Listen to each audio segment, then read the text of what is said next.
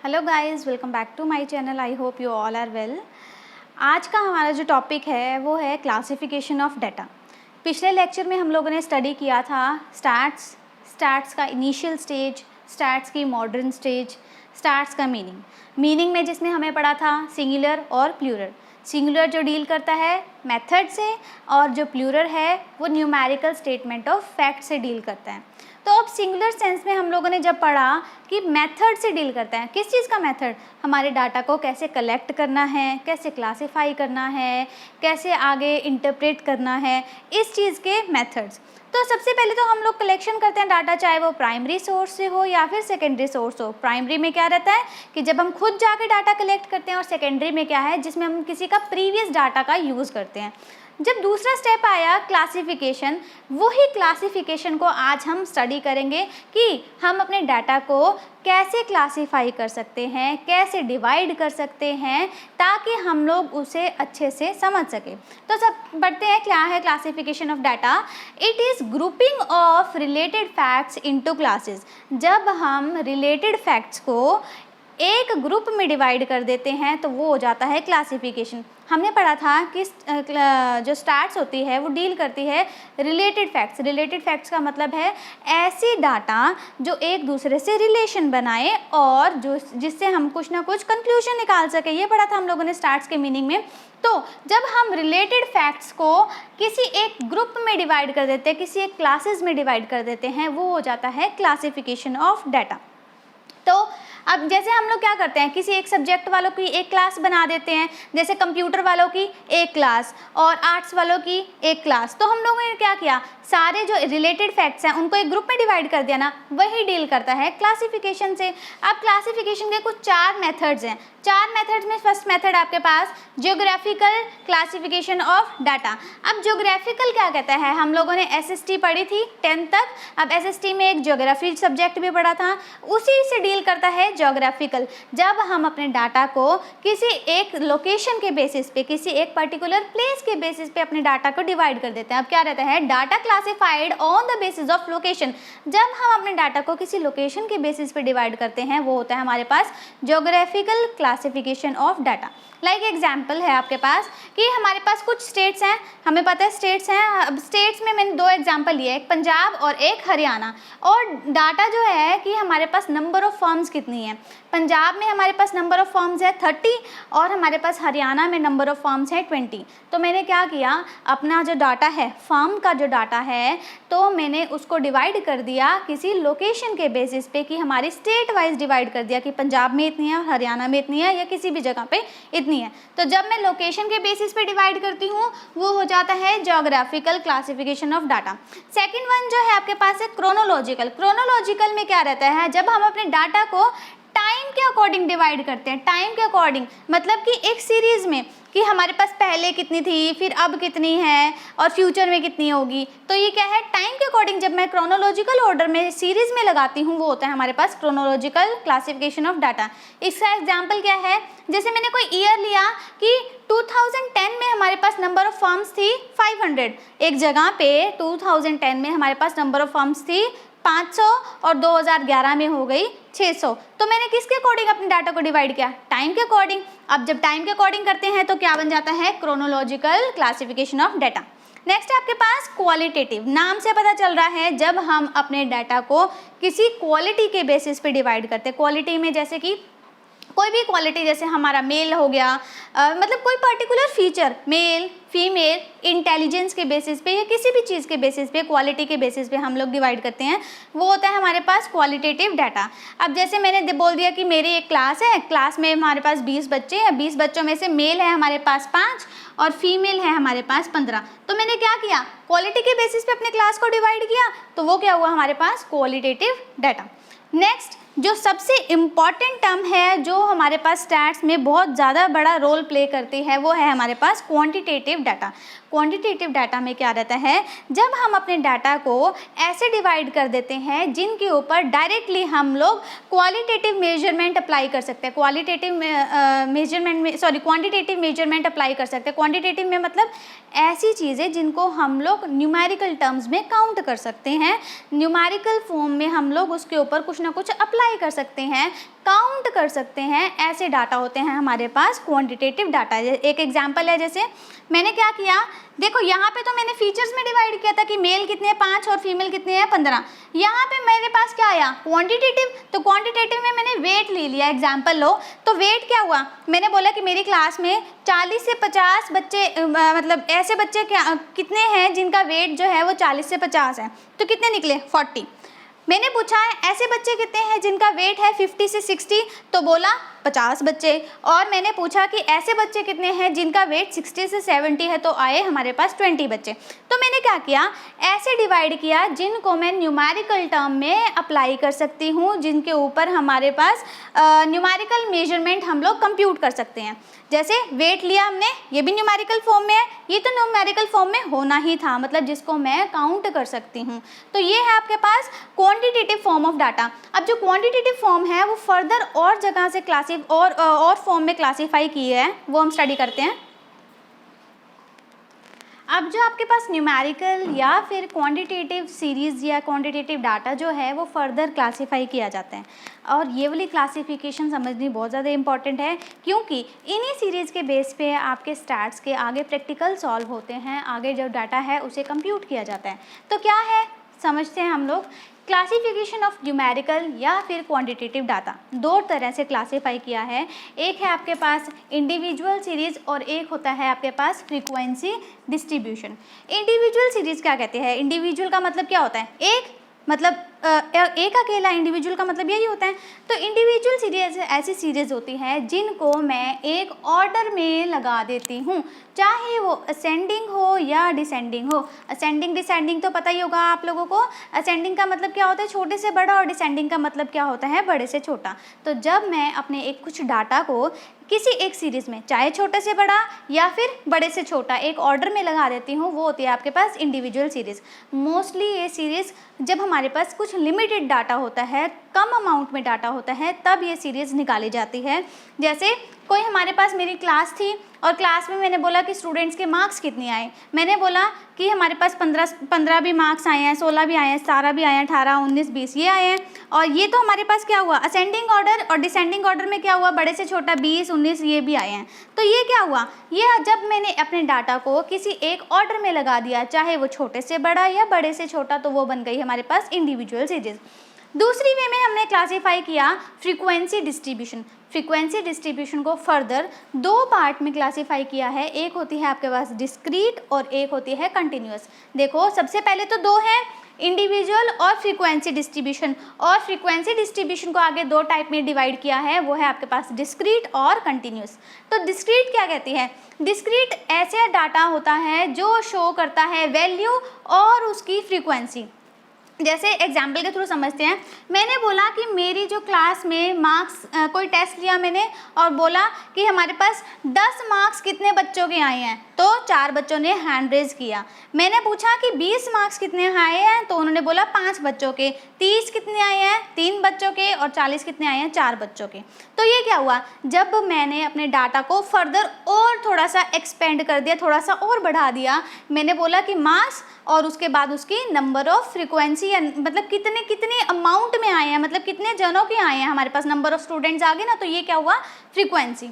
तो ये है हमारे पास डिस्क्रीट। डिस्क्रीट के बाद आता है हमारे पास कंटिन्यूअस। कंटिन्यूअस क्या कहता है, which shows value and frequency. इसने भी यही बात बोली और इसने भी यही बात बोली, तो डिफरेंस क्या है, डिफरेंस ये होता है कि जब मैं इस डाटा को फर्दर और थोड़ा सा बढ़ा देती हूँ, एक्सपेंड कर देती हूँ और क्लासीफाई कर देती हूँ, तो हमारे पास कंटिन्यूअस सीरीज निकल के आती है। तो मैंने यहाँ पे बोला था कि 10 मार्क्स कितने बच्चे आए हैं, 4 बच्चों के। फिर मैंने बोला कि 0 से 10 मार्क्स कितने आए हैं, मतलब देखो 0 से 10 में क्या, 1 2 3 4 अप टू 10 कितने भी मार्क्स आ सकते हैं। तो कितने बच्चों ने हाथ उठाए, 5। उसके बाद क्लासीफाई किया, 10 to 20 कितने आए हैं, 7। 20 to 30 कितने आए हैं, 4। और 30 to 40 कितने आए हैं, 3। ये कब करते हैं, जब हमारे पास डाटा थोड़ा सा बड़ा हो जाता है, वास्ट हो जाता है, जिसको मैं अकेला स्टडी ना करके मैंने क्या कर दिया, एक ग्रुप बना दिया, मैंने एक स्लैब बना दी कि इतने से इतने में ये लोग कवर होंगे, इतने से इतने में ये कवर होंगे, ठीक है। या फिर जैसे हम लोग इनकम के बेसिस पे क्लासीफाई करते हैं कि 2 लाख से नीचे वाले इनकम के लेवल का क्या रहता है, बिलो पॉवर्टी, या कुछ भी जो भी डाटा रहता है। तो गवर्नमेंट भी या कोई भी हमारे इकोनॉमिक्स या जिन्होंने भी हमारे पास डाटा का यूज़ करना होता है वो इन्हीं सीरीज़ का ही यूज़ करके स्टडी करते हैं। अगर मेरे पास छोटा डाटा होगा तो इंडिविजुअल सीरीज़, थोड़ा सा और बड़ा होगा तो डिस्क्रीट, और उसके बाद हमारे पास कंटिन्यूस जिसमें हमारे पास बहुत बड़ा डाटा होता है और हम लोग अपने डाटा को स्लैब्स में डिवाइड कर देते हैं तो बन जाती है हमारे पास कंटिन्यूस सीरीज़। अब कंटिन्यूस सीरीज़ जो है वो बहुत ज़्यादा इंपॉर्टेंट सीरीज़ है, क्योंकि अगर हमारे पास बड़ा डाटा है तो यही सीरीज़ का यूज़ होगा। तो इस सीरीज़ को आगे और क्लासीफाई किया है, वो स्टडी करते हैं हम लोग। तो ये जो कंटिन्यूस सीरीज़ है इसके वेरियस काइंड्स हैं। अब कौन कौन से टाइप से है हमारे पास continuous series? First one is exclusive series. Exclusive series perfect series होती है, कोई एरर्स नहीं होते। एक्सक्लूसिव सीरीज़ अगर हमारे पास कोई एरर हो तो उन सीरीज़ को हम बाद में एक्सक्लूसिव सीरीज़ बनाते हैं। तो क्योंकि हमारे पास ये जो सीरीज़ है वो परफेक्ट सीरीज़ होती है। परफेक्ट का पता कैसे चलेगा? ऐसी सीरीज़ जिसका ये अमाउंट इसके सेम हो। अब इस अमाउंट को क्या कहते हैं, इस लिमिट को क्या कहते हैं? तो आज पढ़ते हैं हम लोग। सबसे पहले होते हैं हमारे पास क्लास इंटरवल्स। क्लास इंटरवल्स क्या होते हैं? क्लास इंटरवल, हम लोग मूवी देखने जाते हैं या हम लोग घर पे कोई टीवी देख रहे हैं, सीरियल देख रहे हैं, मूवी देख रहे हैं, तो हम लोग क्या बोलते हैं? बीच में का इंटरवल आ गया, एडवर्टीजमेंट आ गई, कितनी देर की एडवर्टीजमेंट है, कितनी देर का ब्रेक है। तो इंटरवल मतलब कि कितनी देर का बीच में गैप है। तो वो क्या आया? इंटरवल क्या बताता है कि इन दोनों जो ये अमाउंट है, इन दोनों के बीच में जो गैप होता है वो होता है हमारे पास क्लास इंटरवल। मतलब हमारे पास क्या है? 10 से 15, और हमारे 10 से 15 में आई क्या निकला? आई मतलब कि हमारे पास इंटरवल या विड्थ कितनी निकली, कितनी देर की हमारे पास इंटरवल है, इसमें कितनी देर कितनी अमाउंट का गैप है? 5 का। 15 और 10 में कितने का गैप है? 5 का ना। अगली वाली में भी कितने का? 5 का। नेक्स्ट में भी 5 का और नेक्स्ट में भी 5 का। तो ये क्या हुआ हमारे पास? Class interval. क्लास इंटरवल का मतलब क्या होता है? ये जो दो हमारी लिमिट्स हैं इनके बीच में जो गैप होता है वो होता है हमारे पास क्लास इंटरवल। उसके बाद है हमारे पास क्लास इंटरवल ये 10 से 15, और इसका विड्थ कितनी हुई हमारे पास? 5 की। नेक्स्ट आपके पास है क्लास लिमिट। क्लास लिमिट क्या कहती है? क्लास लिमिट हमारे पास क्या है? एक होती है हमारे पास अपर लिमिट और एक होती है हमारे पास लोअर लिमिट। अपर लिमिट और लोअर लिमिट। अपर लिमिट नाम से पता चल रहा है जो बड़ी होगी, लोअर लिमिट नाम से पता चल रहा है जो छोटी होगी। तो देखते हैं कौन सी अपर लिमिट है और कौन सी लोअर लिमिट है। कॉमन चीज़ है हमारे पास अपर लिमिट। 10 और 15 में से बड़ा कौन सा है? 15। तो ये क्या हुई हमारे पास? Upper limit. और छोटा कौन सा है? 10। तो ये हुई हमारे पास लोअर लिमिट। तो हमारी जो स्लैब्स होती हैं उसमें 2 लिमिट होती है, एक है अपर लिमिट और एक है हमारे पास lower limit. Upper limit 15, lower limit 10। इन दोनों का गैप क्या हुआ? आई 5 का। Got it. नेक्स्ट आपके पास मिड वैल्यू। कई बार हमें जो है अगर क्वेश्चन करना है, लाइक हम लोग मीडियन कंप्यूट कर रहे हैं तो हमें निकालना पड़ता है मिड वैल्यू। मिड वैल्यू नाम से पता चल रहा है कोई सेंटर पार्ट की बात कर रहे हैं मिड वैल्यू। तो अगर हमें इसका मिड वैल्यू निकालनी है तो हम कैसे निकालेंगे? जैसे हम लोग एवरेज निकालते हैं। एवरेज कैसे करते हैं? जो भी अमाउंट होते हैं उनको टोटल करके और डिवाइड बाई कितने नंबर ऑफ टर्म है उससे डिवाइड कर देते हैं। अब देखो मिड वैल्यू कैसे कंप्यूट होती है? जब हम अपर लिमिट और लोअर लिमिट को ऐड कर देंगे। अपर लिमिट क्या है हमारे पास यहाँ पर? 15, और लोअर लिमिट क्या है हमारे यहाँ पे पास? 10। कितनी चीज़ है कितनी हमारे पास ये टर्म है? 2 टर्म है तो इसको डिवाइड कर देंगे 2 से। अगर 3 टर्म है, वैसे तो 3 टर्म नहीं होते हमारे पास, जो स्लैब्स होते हैं 2 ही टर्म होती है, तो इससे डिवाइड करेंगे हमारे पास 2 से। तो 15 प्लस 10 कितना हुआ हमारे पास? 25। 25 डिवाइड बाई 2 हमारे पास क्या आया? 12.5। तो क्या आया हमारे पास? मिड वैल्यू क्या आई? 12.5। तो ये टर्म भी क्लियर हो गई। अगर मुझे कभी भी क्वेश्चन में मिड वैल्यू निकालनी है तो कैसे निकालूंगी? Upper limit plus lower limit divide by 2। Next आपके पास है एक आता है L1 और एक आता है L2। ये हम मिड वैल्यू वाली टर्म में पढ़ेंगे। तो एक्सक्लूसिव सीरीज समझ आ गई। ये हमारे पास परफेक्ट है। परफेक्ट कैसे पता चलेगा? जहाँ पर हमारे पास ये वाली जो लिमिट है, इस लिमिट को क्या कहते हैं? Upper limit. नेक्स्ट वाली स्लैब की लोअर लिमिट बन जाती है, वो होती है हमारे पास एक्सक्लूसिव सीरीज। परफेक्ट सीरीज रहेगी इसमें, जहाँ पर हमारे पास एक स्लैब की अपर लिमिट अगले स्लैब के लोअर लिमिट के इक्वल होती है। नेक्स्ट आपके पास इंक्लूसिव सीरीज। इसमें एरर आता है, इसको मुझे किस में कन्वर्ट करना पड़ेगा? एक्सक्लूसिव में कन्वर्ट करना पड़ेगा। अब एरर कैसे है देखते हैं। हमने यहाँ पे पढ़ा ये दोनों सेम होने चाहिए। क्या यहाँ पे ये दोनों सेम है? नहीं है। यहाँ पे तो 14 और यहाँ पे 15। तो अगर मुझे इसको करेक्ट करना है, इसको करेक्ट कैसे करेंगे? अगर मुझे कभी भी इंक्लूसिव सीरीज मिल जाती है तो मैं क्या करूँगी?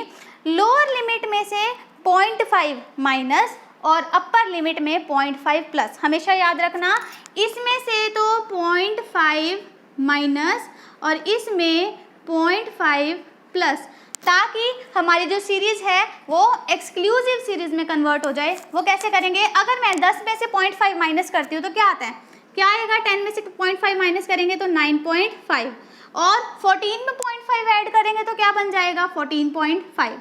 ऐसे ही हर स्लैब में चेंजेस करेंगे। 15 में से 0.5 माइनस किया तो क्या आया, 14.5 और अगले वाले में 0.5 ऐड किया तो 19.5।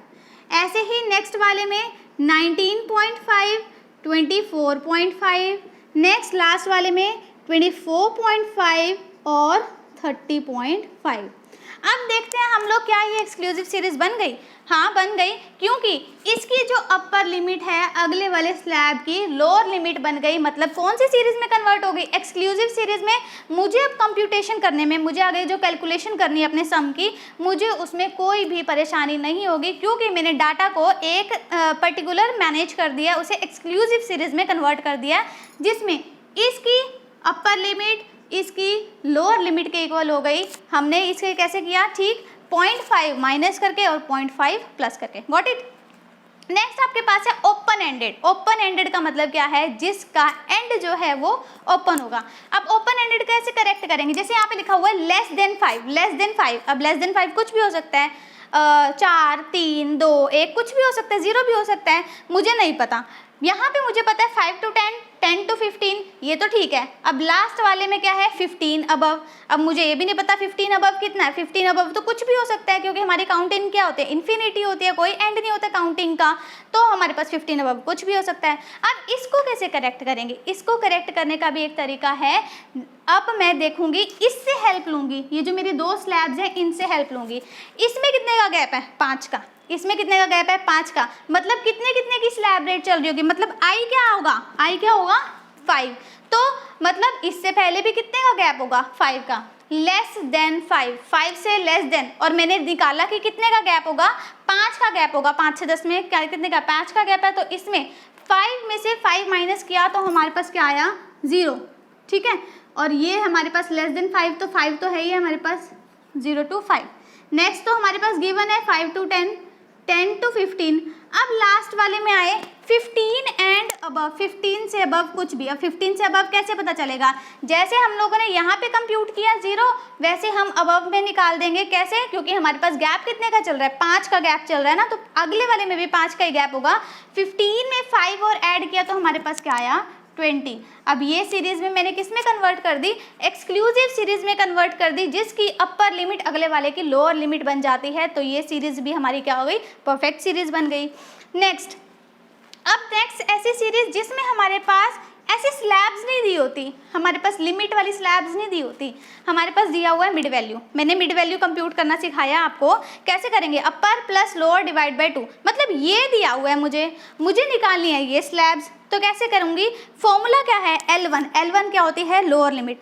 लोअर लिमिट निकालने का फॉर्मूला क्या रहेगा, m मतलब मिड वैल्यू जो भी गिवन होगी, माइनस कर देंगे i/2। i क्या होता है, हमारी स्लैब्स का गैप, इसका गैप देखा था ना हमने 5 का, तो i/2 से माइनस कर देंगे। अब देखना पड़ेगा ना, तो यहाँ पे स्लैब्स है, मुझे कैसे पता चलेगा गैप कितने का है, तो हम गैप इनमें देखेंगे। मिड वैल्यू में गैप कितने का चल रहा है, 5 और 15 कितने का गैप है, 10 का।